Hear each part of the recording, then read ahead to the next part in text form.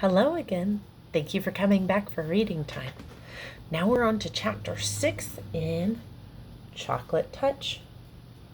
John had just had to take a test, and his pencil turned into, you guessed it, chocolate.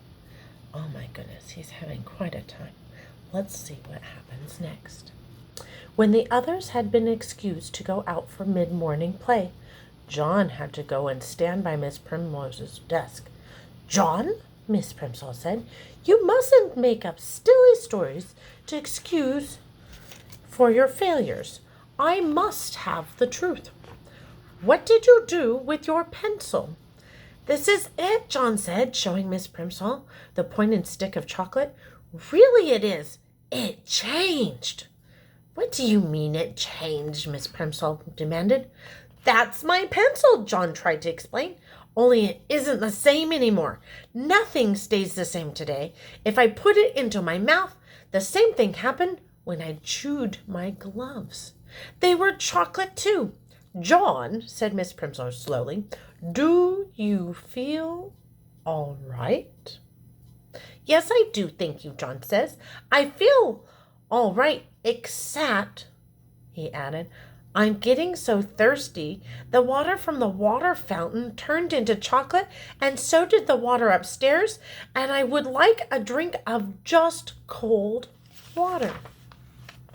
"Yes, John," Miss Primrose said. She suddenly looked pale. "You run out and play with the others. I'm going to have a talk with the nurse." "And John," Miss Primrose said, as she stared towards the classroom door, "here is another pencil. Be a good boy and try not to lose it. I'm afraid I'll have to keep this piece of chocolate until school is out. You know we don't allow anyone to eat candy in class." Miss Primrose put the slightly chewed chocolate pencil in her desk drawer, and John went out to look for Susan. He found her skipping rope with two girls in his class. John usually scorned skipping rope. He preferred hide-and-go-seek, tag, FBI, and spies, kick the can, or any other good and exciting game. Jumping up and down in one place just to avoid being hit by a rope seemed silly to him. But he was sorry for having spoiled Susan's silver dollar, and he was willing to make a sacrifice for what he had done. "Susan," he said. Susan continued to balance on one foot as her two friends swung the rope over, under her. She didn't seem to notice John. "I'll skip with you," he offered. Susan stopped, and the rope was caught by her shins. "Let's try doubles backwards," she said, but not to John. She ignored John. "You go first, Betty. Ellen, you go second. I'll go last. The one who does it the most times gets the first slice of my birthday cake." Susan looked at John, raised her eyebrows, shut her eyes, and stuck out the tip of her pink tongue. Then she turned back to the girls and smiled.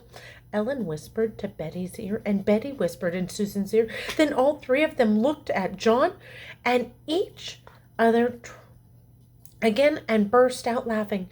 "Oh, Susan," John protests, "I didn't mean to do it." "The trouble is, there's something magic about me today. Everything I put in my mouth turns to chocolate." The girls giggled. "Would you like that?" said John, who was beginning to feel sore for himself than he had ever felt before. "I think it's getting worse." And he added reproachfully, At first, just put the part of my mouth turned into chocolate, but then I nibbled the end of my pencil. The whole pencil changed." "Pooh," said Susan, and the others hooted in glee. "Maybe I'll get sick and die," John warned. "Maybe I'll turn to chocolate myself. Then you'll be sorry."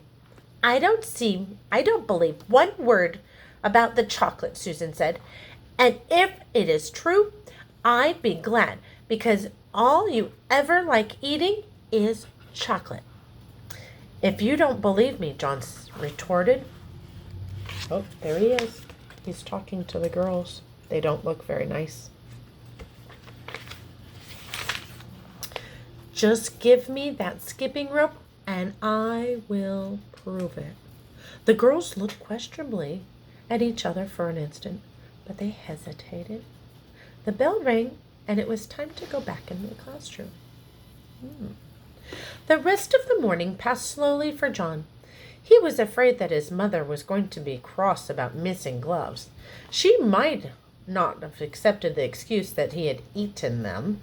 He regretted his messed up arithmetic test. He was sad about Susan's anger and disbelief, and he was getting terribly thirsty. Once during geography and once during art he had excused to get a drink of water. Both times, however, he swallowed nothing but sweet. Yep, chocolate. His mouth was getting stickier and sweeter and drier by the minute. And that is the end of chapter 6. See you again for chapter 7. Bye.